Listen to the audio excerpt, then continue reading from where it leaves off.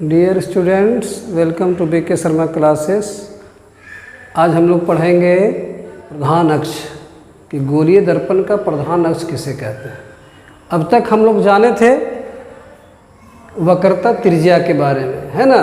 तो ये देखिए, एक गोलीय दर्पण है, Mn क्या है, एक गोलीय दर्पण है, और P इसका ध्रुव है, C इसका वक्रता केंद्र। PC को मिला दिए तो क्या प्राप्त हो गया, वक्रता त्रिज्या। अब वक्रता त्रिज्या को अगर हम लोग सीधे आगे बढ़ाएंगे, वक्रता त्रिज्या को सीधे आगे बढ़ाएंगे, है ना, या इधर बाईं ओर बढ़ावें या दाईं ओर बढ़ावें, ठीक है, तो ये जो रेखा प्राप्त होती है वो कहलाता है प्रधान अक्ष। क्या कहलाता है, प्रधान अक्ष। तो यहाँ पर PCO जो रेखा प्राप्त हुई, PCO, ये क्या है, प्रधान अक्ष है, मेन एक्सिस है। तो हम लोग इसको लिख सकते हैं, प्रधान अक्ष के बारे में क्या लिख सकते हैं।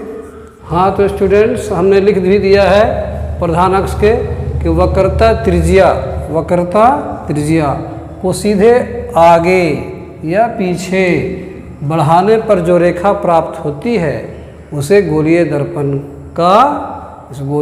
का प्रधान अक्ष कहते हैं, है ना। दी गई आकृति में देखिए, गौर कीजिए कि PCO जो रेखा जो प्राप्त हुई, ये गोलीय दर्पण Mn का क्या है, प्रधान अक्ष है। आई बात समझ में, है ना। अब थोड़ा हम लोग पढ़ लेते हैं फोकस एवं फोकस दूरी, बहुत इम्पोर्टेंट है। हाँ तो स्टूडेंट्स ध्यान दें, इधर पढ़ना है फोकस एवं फोकस दूरी, फोकस एंड फोकल लेंथ। बहुत इम्पोर्टेंट चीज़ है ये, है ना, इसको समझने का प्रयास करें।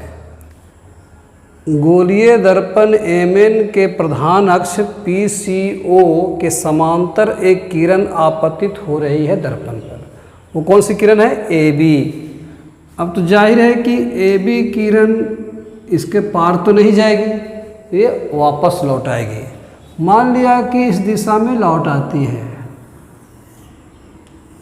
ये प्रधान अक्ष के समांतर आपतित होने वाली किरण परावर्तित होती हुई प्रधान अक्ष को किस बिंदु पर काटती है, इस बिंदु पर काटती है। तो इसी बिंदु को कहते हैं फोकस। क्या कहते हैं, फोकस। और ध्रुव और फोकस के बीच की दूरी को, मतलब PF की दूरी को हम लोग कहते हैं फोकस दूरी, यानी फोकल लेंथ, यानी PF। इसको हम लोग छोटा अक्षर F से जानते हैं, इस दूरी को।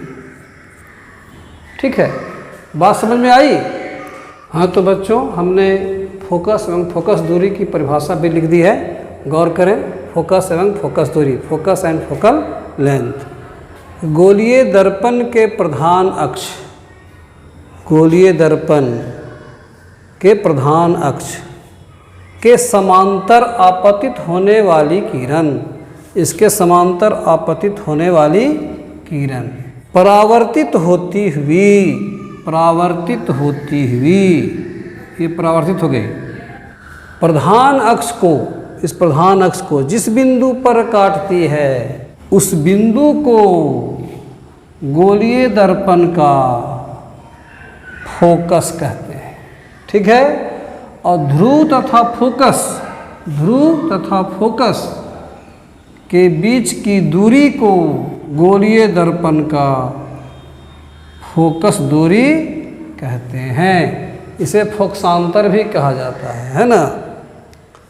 तो दी गई आकृति में बिंदु F, ये देखिए दी गई आकृति में बिंदु F गोलीय दर्पण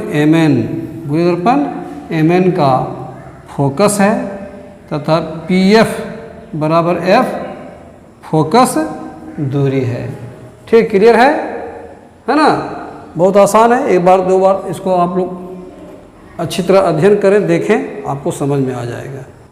इसके अगले वाले वीडियो में स्टूडेंट्स हम लोग सीखेंगे कि किसी वस्तु का प्रतिबिंब कैसे बनता है दर्पण पर, है ना। वो भी बहुत इम्पोर्टेंट है। ठीक।